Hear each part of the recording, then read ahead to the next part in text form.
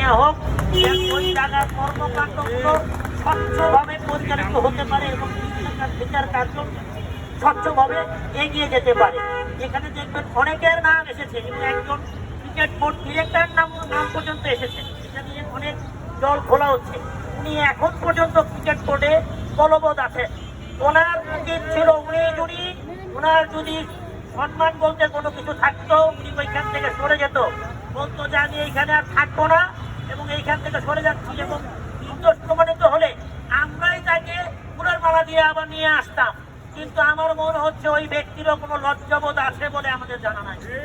ঠিক আছে, এখনো তার কাছে অনুরোধ করব, উনি ওই পদ থেকে সরে এসে এবং এই বিচার কার্যকে স্বচ্ছভাবে সুষ্ঠুভাবে সামনে এগিয়ে নিয়ে যাওয়ার জন্য কর্মকাণ্ড পরিচালিত হতে দেয়। ঠিক আছে, এবং যারা তদন্ত কমিটিতে এসছেন এদের মধ্যেও ক্রিকেট বোর্ডের লোক জড়িত আছেন, এবং আমরা চাই না এই ক্রিকেট বোর্ডের মাধ্যমে ক্রিকেটের কোনো বিচার কার্য হোক। আমরা এটাতে স্বচ্ছতা পাবো বলে আমরা আশা করি না।